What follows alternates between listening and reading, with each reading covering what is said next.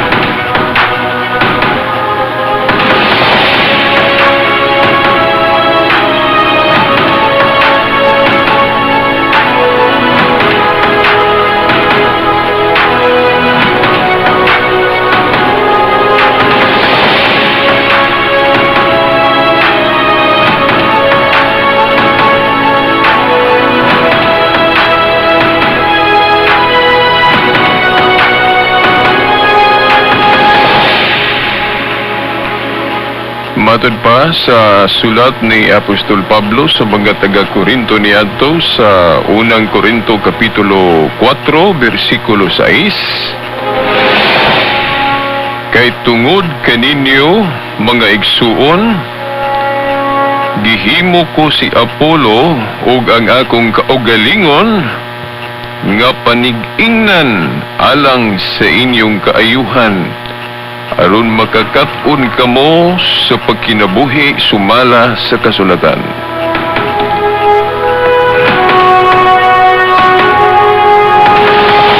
Sa ngalan sa Amahan, sa Anak, sa Espiritu Santo. Amen.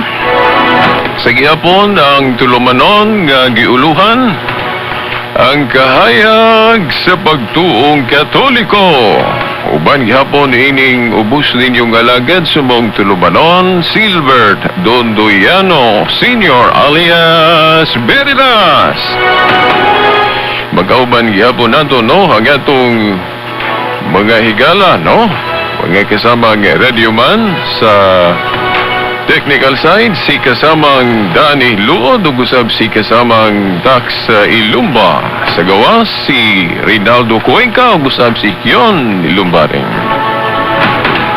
Pasiunang patimbaya sa gihapon sa atong station manager, ang amahan nato din sa istasyon, si kasamang radioman Edgar Dagumo, ubana sa iyang mga kaubang mga radioman.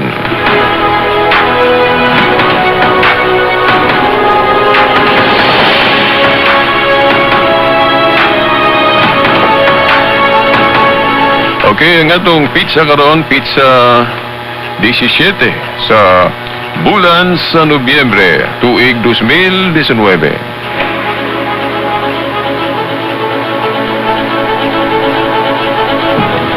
Okay, atong gibasa, no, pag-una dayon ining laing hugna sa atong tulumanon.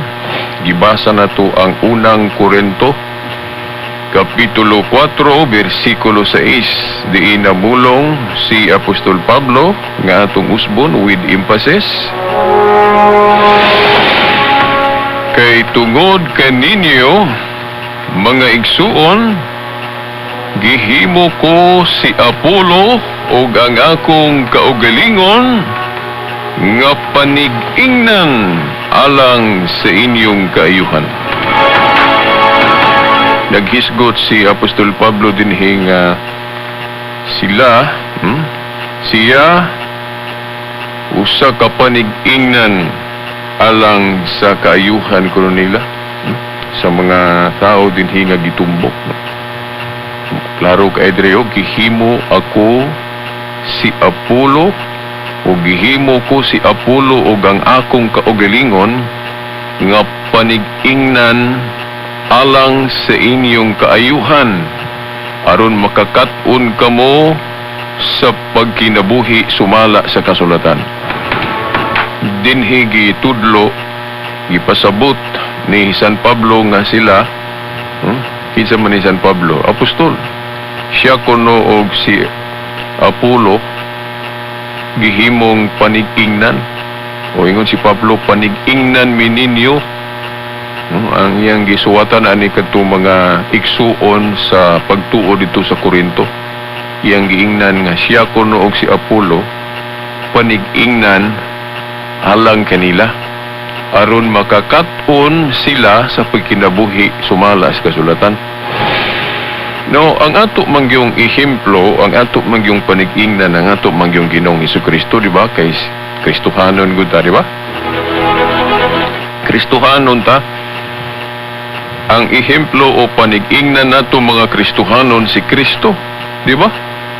Pero ngano ba nga niingon man si Pablo dinhi nga siya kuno si Apollo o siya ang panig-ingnan pod alang kanila, no? Panig-ingnan aron magkakat-on kuno sila unsaon ba, no? Unsaon pagkinabuhi subay sa kasulatan.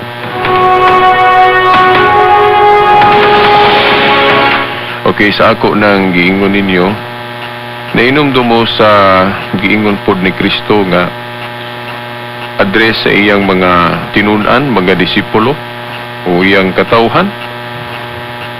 Kamo mao ang kahayag. Kamo mao ang kahayag. Ngano ba nga gilitok man ni Kristo nga ang mga Kristohanon o ang iyang mga followers sama sa iyang mga disipulo mao may iyang giingon nga mao kunoy kahayag. Kamo mao ang akong mao okay. Kamo mao ang kahayag. Wala man siya maingon nga ako mao ang kahayag. Okay, no. Sa lagda gud sa maayong pangisip, self-serving man gud pod kung kana mo iyag yung kanon na yung litukon. Ako mao ang kahayag, ako mao ang kahayag. Oh, siyempre kay siya may namulong, di ang lain gyud mo iyang isulti para dili pod mas self-serving. Ingon siya nga kamo mao ang kahayag. Actually, siya man gyud ang kahayag kay siya gud ang atong Ginoo, Dios gud siya, di ba? Niyan siya diri aron makahibaluta unsa gyud ang kabubuton sa Amahan, unsa gyud ang kabubuton sa Dios. Si Kristo mao ang kahayag, pero ngano man nga ang mga disipulo man ang iyang giingon nga kahayag, kamo mao ang kahayag. Simple ra kayong tubag ana. Tungod kay ang iglesia o ang iyang mga disipulo gihimo usab niyang extension sa iyang kahayag, no? Nahinumdum ko usa ka santo nga nalimot ko kadaghan man to sila, no?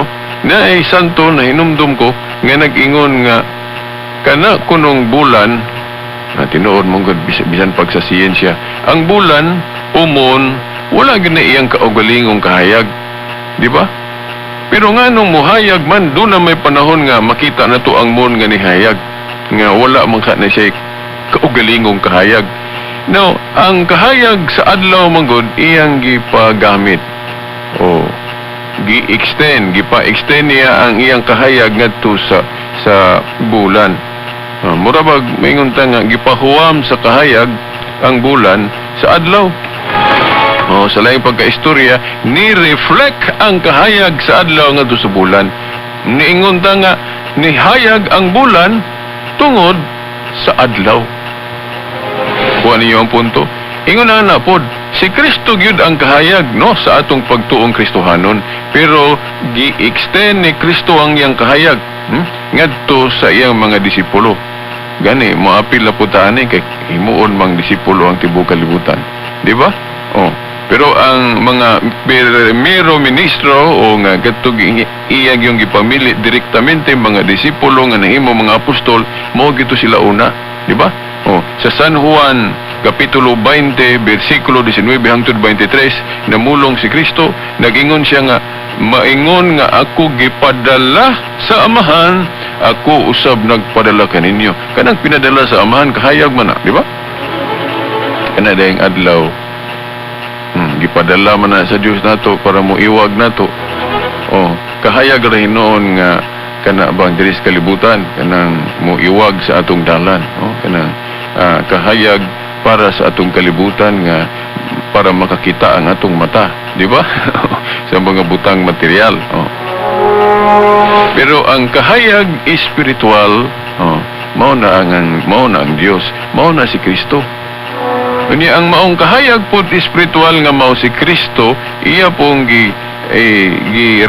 pa-reflect, gipaambit sa iyang kahayag ang iyang mga disipulo. Mo na rason nga nun ingon si Kristo, kamo mao ang kahayag. Dili na sabton nga dili na po siya kahayag kung miingon siya nga kamo mao ang kahayag, no? Kay wa lang niya gilitok nga siya kahayag pod. Di ba? Oo, nahinumdum na ko anang Juan 17:1-3 katubang niingon si Kristo ba nga ang bugtong amahan, ang bugtong Dios mao ang amahan. Di ba? Niingon si Kristo diha nga ikaw lamang amahan, mao ang Dios, o bugtong matuod nga Dios. Na ay mga igsuon nato nga moingon nga mo kuno nay prueba nga dili Dios si Kristo, kay ang iyang giingon diha nga bugtong Dios o ang amahan.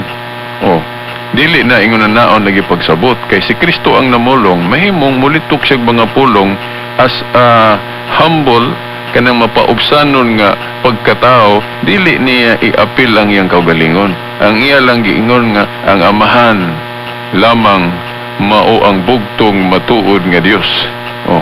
Ang amahan ingon niya nga bugtong matuod nga Dios, pero wala na magpasabot nga dili sa Dios. Di ba? Parehas na atong giingon niya ngadto sa iyang mga disipulo, mga tinun-an nga kamo mao ang kahayag. Wa na magpasabot nga dili siya kahayag. Di ba?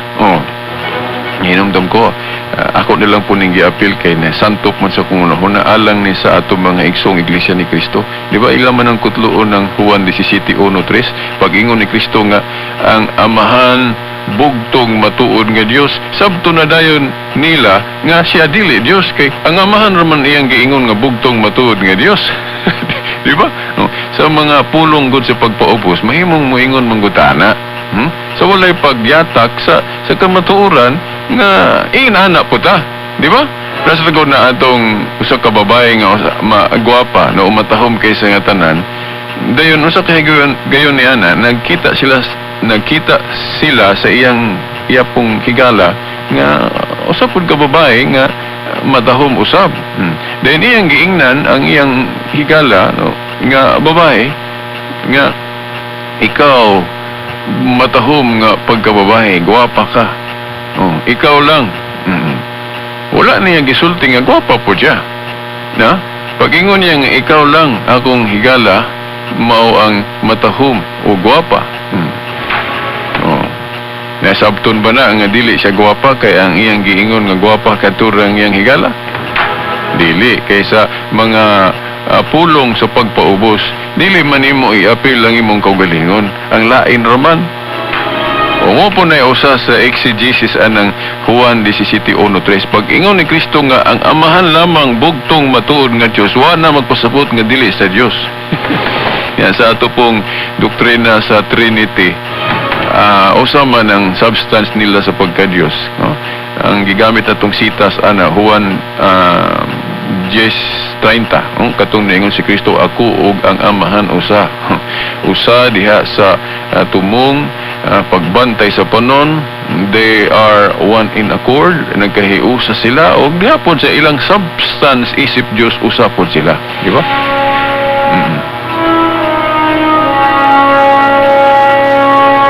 Nakaroon mga tinahod nga tigpaminaw nganong gikutlo gyud nato ning 1 Corinto 4:6 nga niingon si Pablo nga siya kuno og si Apollo panig-ingnan. Mapanig-ingnan.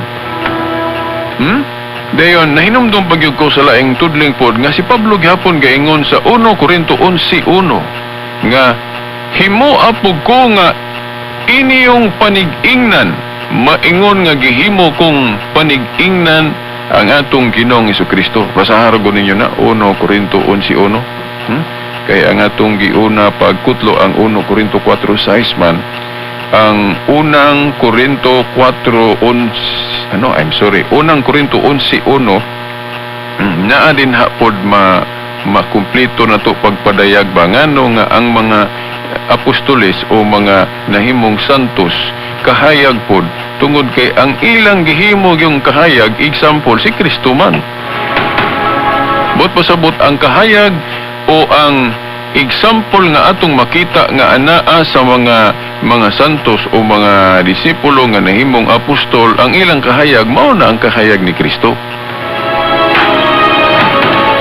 Mao na ang kahayag ni Kristo. Kay lagi ang kahayag sa adlaw mao man ang naa diha sa bulan. Dili man na kay kanang bulan ni hayag ni siga kay naa siya kaugalingong kahayag. Dili kanang kahayag nga naa sa bulan gikan na sa sun.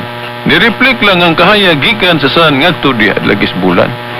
Mao na nga anong moingon ta nga ang mga santos na himo na usab nga kahayag, himo na usab nga panig-ingnan, kay ang ilang gihimong panig-ingnan in the first place si Jesus Christ.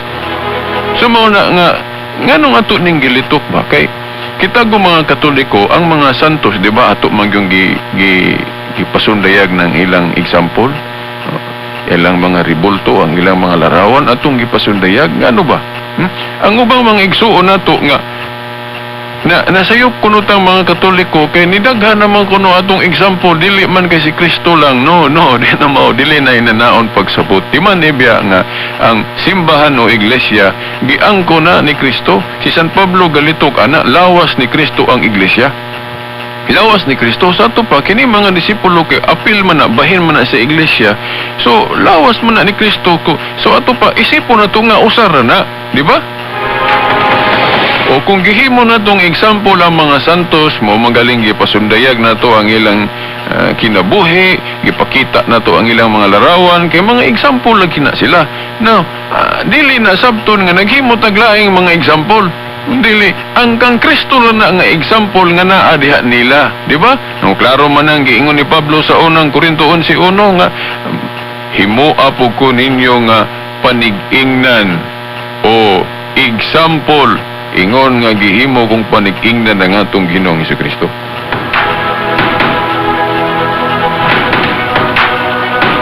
Now, mga igsuon, di ba parehas god lagi sa ato nang gihisgutan sa miagi nga sama ni Dr. Jose Rizal, usa sa tumong og tuyo nato nga gibuhatan nato siyang monumento o ribulto para nga kapasidunggan siya. Og tungod lagi kay example si Rizal, bayani gud siya sa atong gamayng nasod sa Pilipinas, di ba? O mo na nga gihimuan nato siya kining ribulto kay example man. So mo na usa sa pagpakita nato nga gihimo gyud natong example si Rizal kay atong gipasundayag diha sa atong plaza ang iyang monumento o ribulto, di ba? Usa na stubong na to. Mo na kita po mga Katoliko kay ang mga bayani sa pagtuo mo man ang mga santos, mo man ang mga Kristohanon nga buutan nga nga santos, mo nang gipasundayag po nato ang ilang mga ribulto, di ba? Kay mga example man na sila.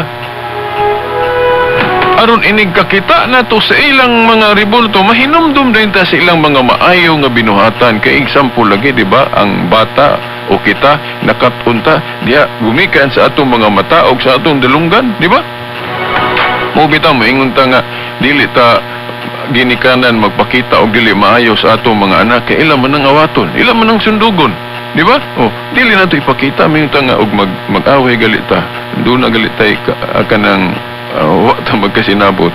Di na to ipakita sa atong mga anak parang dili nila maawat ng mag-away ta or magkasumpakiay, di ba? Unsay makita mao'y awaton, di ba? Mo bitaw nga atong media pod diha labi na diha sa both sa audio o video, kinahanglan magbantay sa ipasundayag diha sa publiko kay awaton man na, di ba? So mo nang dunay mo screen pod anang atong mga salidas TV o sa sinihan, no? Nga dili pod magpataka o pakita mga salida kay awaton unya nang imong ipakita diha, di ba? Ang kana mga maayo gyud ipakita. Na kita pod mga Katoliko o kita, di ba, kita mo klaro yung ga tubag o ga response anang giingon ni Pablo nga himoa pod mi ninyo nga panig-ingnan. Ingon nga gihimo namong panig-ingnan si Kristo. Panig-ingnan ng mga santos mao nang atong gipasundayag ang ilang mga ribulto o mga gihimuan bagay natong libro para nga mahinumduman sila sige. Nagaliputi adlaw alang nila katong adlaw sa mga santos, di ba? Pero abi ninyo mga igsuon, ang yawa mo man gyud na siya tigbali. Ang gusto sa yawa nga ang insakto dili mo tunhay. Isaiah 5:20 niingon si Isaias nga ang puti himong itom, ang itom himong puti, but pasabot ang insakto himong sayop ug ang sayop himong insakto. So kining atong mga gihimo no sa Katoliko nga nagbaton ta og mga example nga mao na mga santos gipasundayag nato ilang mga rebulto para lagi inig makit-an makahinumdom dayon sa mga binuhatan nga maayo sa mga santos. Ang yawa nagkahibalo nga iya na sa katarong nga mga buhat niya kay siya may tigbali niya moingon din siya nga mangita kog paagi ani nga undangan na nila.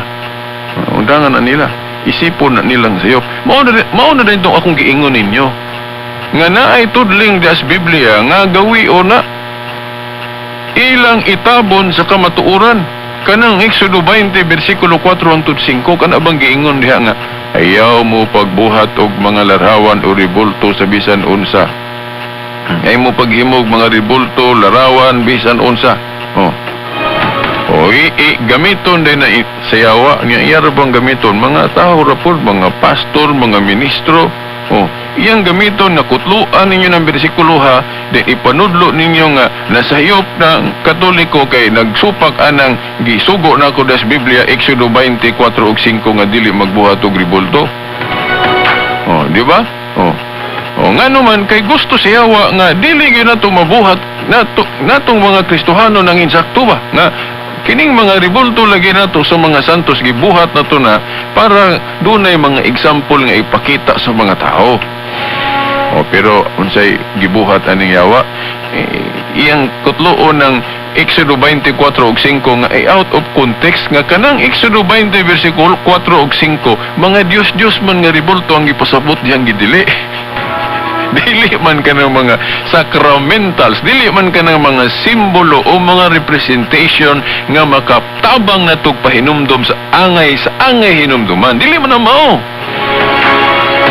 Di ba? Balihon ang insakto himong sayop. Kay kanang Exodo 20 versikulo 4 ug 5 ang before ana nga verse naa sa verse 3 giingon sa Dios nga ayaw pagbaton og laing Dios gawas kanako. Then aya na din tong gidili ang rebulto, then gidili ang pagyukbo. Bodi pasabot gidili ang paghimog rebulto kung himuong Dios. Himuong Dios. Kay pagbato naman naglaing Dios. Pero kung ang tumong nato sa paghimog rebulto isip dayan-dayan, di ba? Ato naman ring na-discuss, isip pagpahinumdom, isip representation, isip unsa pa na diha. Simbolo, wala na idili sa Biblia. Gigamit po nato sa pagpasidungog, sa mga santos. Si Rizal gali atong gipasidunggan, gimuan yung rebulto, di ba? Monumento. Kaya nga naman, example siya, di ba? Nahinumdom dahil ko nga ang Iglesia ni Cristo o Adventist na po na sila rebulto di ay. Nakita na ko na gyud sa site gyud sa Adventist nga doon na sila sculptor nga gihimuan nila og imahen o rebulto gyud pero half body ra si Ellen White na ako niya tong ipaprint parang na ako'y dokumento. Niya ang pangutana na to nganong si Ellen White raman po ilang gibuhatan dili man si Kristo o uban pa mga klarong nga santos dias Biblia. Mo po na itong pangutana nila. Dayon sa Iglesia ni Cristo pod naa sa ilang central office si Felix Manalo raman po ilang gibuhatan og monumento o rebulto. Anong dili man si Kristo og ubang mga santos? Makapangutana na lang ta nga mas santo siguro si Felix Manalo kay sa uban dihang na das Biblia no o ni Kristo ba mismo. Kita yung mga Katoliko gibuhatan yun nato si Kristo kay nakita man gutos Kristo. Then daghan pa umahimo gali tanan gyud buhatan nato tanang maisip nato santos pero wala man po noon giingon das Biblia nga kinahanglan tanan gyud no. Igo na nga natay example. Example. Daghan na sila. Mo ang po ningon ng Ginoo nga tanan gyud. So mao na mga tinahod nga tigpaminaw nga kanang atong mga example ibuhat na pero bantay mo kay i-misinterpret o sinayupon nagsabot sa uban, no? wa naman tayo igong panahon, no? Ato gihapon ning ipadayon sunod Domingo pohon o karong hapon na daytoy sangka, no? Basi makaapil ta pero murag na naka-schedule nga debate, no? Lain, no? So, paminaw sa mo, dayon sa ato pong tulumanon sa Catholic Faith Defenders, ayaw si Piata karong alas 8 gabi.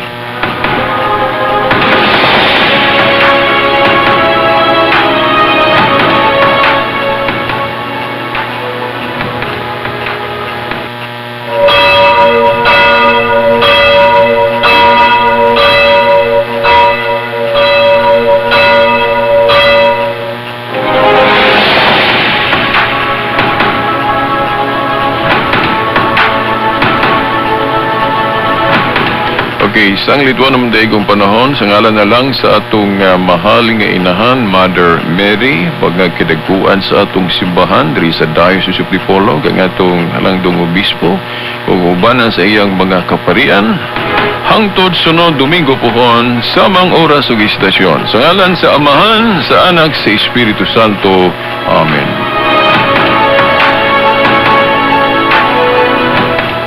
PXPR. Tatak RMN. Miss, basta na germicidal soap gani? Diin man diri. Itong ordinaryo lang? 1,700 pesos ni. Ha? 14 pesos ang sabon, tas 186 tambal sa diarrhea, plus 1,500 doktor ug hospital. Suma total, 1,700 pesos kinitanan. Pwedeng ingon na kung gipalit nimo katong ubang sabon diha, trust only Safeguard. Protect against a broad spectrum of germs. Hasta katong mahimong hinungdan og buni, alipunga, bisag diarrhea. Himo na lang na, miss. I won't compromise. Sa safeguard na ko. Si Luis Manzano ni. Bisag sige yung grab sa kwelyo. Kulang clean ra gihapon. Kay ordinary yung detergent man good. Ilis na sa Tide Perfect Clean with micro scrubbers. Murag giskrab ang nanuot nga hugaw. Bisag sa kwelyo, no kulang clean sa Tide Perfect Clean. Tested on Polycotton. One day, isang araw, ay ito napansin ko. Toothpaste na pinili ko. Sa Blu-ray, bitin ito.